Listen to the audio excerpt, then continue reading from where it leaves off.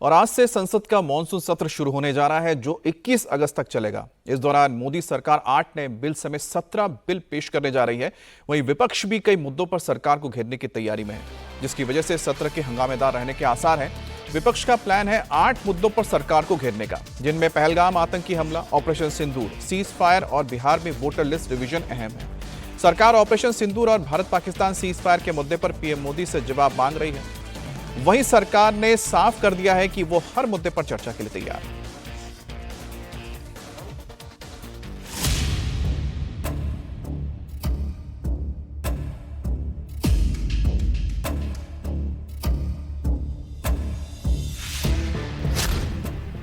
संसद में सरकार तैयार, ऑपरेशन सिंदूर बनेगा विपक्ष का हथियार।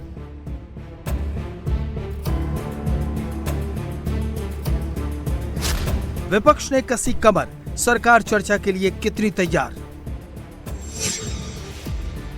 पहलगाम आतंकी हमला, जवाब में भारत का ऑपरेशन सिंदूर, ये दोनों ग्राउंड पर अंजाम दिए गए। आज इसे लेकर संसद के मॉनसून सत्र में मूसलाधार होने की पूरी संभावना है। विपक्ष ऑपरेशन सिंदूर और उसके बाद सीज फायर के ऐलान को लेकर सरकार को घेरने में लगा है। सीधे पीएम मोदी से जवाब की मांग हो रही है। हमने अपने सेनाओं को पूरा समर्थन दिया और मुझे लगता है कि बहुत ज़रूरी है कि हम सदन के अंदर भारतीय सेना को एकजुट होकर हम अपना समर्थन दें, अपना धन्यवाद दें। लेकिन उसके पश्चात जो घटनाक्रम हुआ है उसको लेकर आदरणीय प्रधानमंत्री मोदी जी को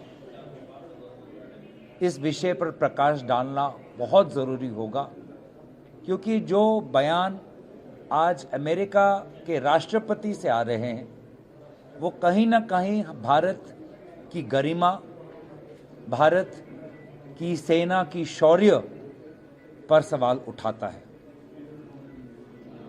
और अमेरिका के राष्ट्रपति के उत्तर कोई मंत्री नहीं, कोई विशेष सूत्र नहीं, कोई प्रेस रिलीज नहीं, सिर्फ भारत के प्रधानमंत्री ही दे सकते हैं। पहलगाम पर जो आतंकवादी हमला हुआ और उसमें जिस तरह से अभी लेफ्टिनेंट गवर्नर साहब ने कहा को इंटेलिजेंस फेल्योर था, तो ये एक बहुत ही गंभीर मामला है और इस पर चर्चा होनी चाहिए। अमेरिका के राष्ट्रपति ने ये कहा कि हमने ये बंद करवा दिया है। कल उन्होंने ये भी कह दिया 5 जेट गिराए गए थे और परसों ये भी कह दिया था कि बहुत नजदीक ही हम एक ट्रेड डील करने वाले हैं। वहीं सरकार ने भी साफ कर दिया है कि ऑपरेशन सिंदूर और सीज फायर पर वो चर्चा के लिए तैयार है और जवाब उससे जुड़े मंत्री देंगे। और हर समय प्रधानमंत्री को बिना मतलब घसीटना ये सही नहीं है, क्योंकि सदन में कैबिनेट जो है कलेक्टिव रिस्पॉन्सिबिलिटी के साथ काम करते हैं। तो जब भी पार्लियामेंट चलते हैं कैबिनेट मंत्री अनिवार्य रूप से मौजूद रहता ही है और जिसका विभाग का चर्चा होता है या जिसका क्वेश्चन होता है वो मंत्री तो रहना ही है। अन्यथा कोई भी एक कैबिनेट मंत्री कम से कम एक और 2-3 राज्य मंत्री सदन में रहता ही है। ये परंपरा है। तो जो परंपरा के बाहर प्रधानमंत्री को जल्दी आओ, हाउस के अंदर आओ, इस तरह का करना, इससे गलत संदेश जाता है। वो ऐसा कहना चाहते हैं कि प्रधानमंत्री पार्लियामेंट में नहीं रहते हैं क्या? प्रधानमंत्री, मैं खुद एक्सपीरियंस से बता रहा हूँ, आदरणीय मोदी जी जितना अहमियत पार्लियामेंट को देते हैं और जितना टाइम पार्लियामेंट में रहते हैं, आज तक कोई प्रधानमंत्री उतना लंबा पार्लियामेंट में नहीं रहते हैं। विपक्ष ने मॉनसून सत्र में सरकार को घेरने के लिए मुद्दों की लंबी लिस्ट तैयार की है। विपक्ष सत्र के दौरान 8 अहम मुद्दों पर सरकार से चर्चा की मांग कर रहा है, जिनमें पहलगाम आतंकी हमला और खुफिया तंत्र की विफलता, ऑपरेशन सिंदूर, सीज फायर और उस पर ट्रंप का बयान, भारत की अमेरिका, चीन, पाकिस्तान को लेकर विदेश नीति, बिहार में वोटर लिस्ट रिवीजन, पिछड़े वर्गों और दलितों पर अत्याचार, अहमदाबाद विमान हादसा, सरकारी एजेंसियों का दुरुपयोग का मुद्दा शामिल है। किसान, बेरोजगारी, महंगाई, प्रेसिडेंट ट्रम्प का जो स्टेटमेंट आया है ट्रेड पे, हिंदी भाषा, उसके बाद महिला आरक्षण बिल और private members bill. I want the honourable prime minister to address the nation because of the pain the families are.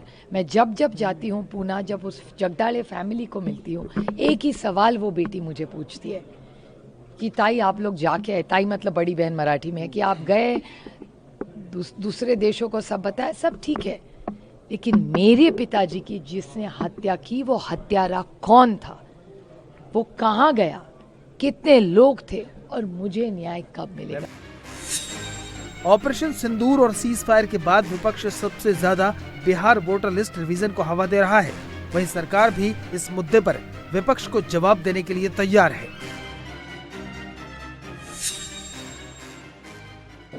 तो ये अधिकार इलेक्शन कमीशन को भी नहीं और गवर्नमेंट को भी नहीं। ये उसका अधिकार है कि अगर वो भारत का नागरिक है और 18 साल या उससे ऊपर है तो उसका वोट होना चाहिए। लेकिन बिहार में ऐसे करोड़ों लोगों के वोट नाम काटे जा रहे हैं, करोड़ों के, 4-5 करोड़ लोग तो उनके बिहार के दिल्ली से लेके अहमदाबाद, बम्बई और इस जगह हैं, सब यहाँ मजदूरी करते हैं, इस दिल्ली को बनाते हैं और दिल्ली वाले उन्हें बिगाड़ते हैं। उनको कुछ नहीं देंगे, वोट नहीं देने देंगे, नाम नहीं रजिस्टर करने देंगे, और यहाँ अगर रहते हैं झुग्गी झोपड़ियों में तो उस पर बुलडोजर चलाते हैं। हो रहा है कि नहीं हो रहा है? हमारी पार्टी बिल्कुल मानती है कि जो भी सिटीजन है उसको वोट मिलने का अधिकार होना चाहिए। 2 बार हम लोगों ने रिव्यू भी किया अपने पार्टी के तरफ से, जो हमारे विधायक हैं, जो हमारे जिला अध्यक्ष हैं, जो हमारे पार्टी के पंचायत तक लोग लगे हुए हैं। हम लोग तो पंचायत तक साइकिल रैली निकलवाए पार्टी की तरफ से जन जागरण करने के लिए, और हम लोगों को जो रिपोर्ट है कि इसमें कोई इशू नहीं है, सब लोग जा करके अपना रजिस्टर करा रहे हैं। ये 3 दिन पहले हम लोगों ने रिव्यू किया अपने पार्टी की तरफ से। हम लोगों ने कहा भी भाई कोई इशू है तो बताइए, कि हम लोग इलेक्शन कमीशन से टाइम लेकर मिल करके बात रखेंगे। लेकिन हम लोगों ने पूरा स्टेट में रिव्यू किया अपने पार्टी की तरफ से, कहीं से कोई इशू नहीं आया है। इलेक्शन कमीशन का काम है वोट को रिवीजन करना, उसको परफेक्ट करके दिखाना, और इलेक्शन कमीशन अपना काम कर रही है। आज से शुरू हो रहा मानसून का सत्र 21 अगस्त तक चलेगा।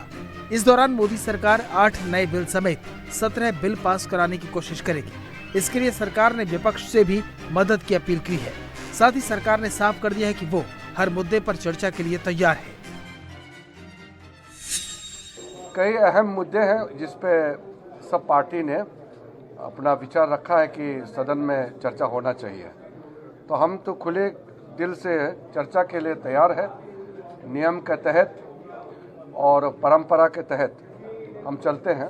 हम नियम और परंपरा को बहुत अहमियत देते हैं, इसलिए हर विषय को चर्चा करेंगे, लेकिन नियम और परंपरा के तहत। मोदी सरकार मानसून सत्र में जिन अहम बिलों को पेश करने जा रही है उनमें national sports governance bill, income tax bill 2025, Manipur GST amendment bill, जन विश्वास amendment bill, IIM amendment bill, भू विरासत स्थल और भू अवशेष बिल, खान और खनिज विकास और विनियमन amendment bill, national anti doping amendment bill, Indian port bill, bills of landing bill 2024 शामिल हैं। साथ ही मणिपुर में राष्ट्रपति शासन बढ़ाने के प्रस्ताव को इस सत्र में मंजूरी मिलने की संभावना है। वहीं जस्टिस वर्मा पर महाभियोग चलाने के मुद्दे पर सरकार और विपक्ष की एक राय है। सरकार जस्टिस वर्मा के खिलाफ सदन में महाभियोग लाएगी। महाभियोग के प्रस्ताव पर 100 से ज्यादा सांसदों ने साइन कर दिए हैं। कांग्रेस के 40 सांसदों ने प्रस्ताव पर साइन किए हैं। नेता प्रतिपक्ष राहुल गांधी ने महाभियोग के प्रस्ताव पर साइन किए हैं। महाभियोग की टाइमलाइन फिलहाल नहीं बताई गई है, लेकिन ये तय है कि सरकार जस्टिस वर्मा के खिलाफ सदन में महाभियोग प्रस्ताव पेश करेगी।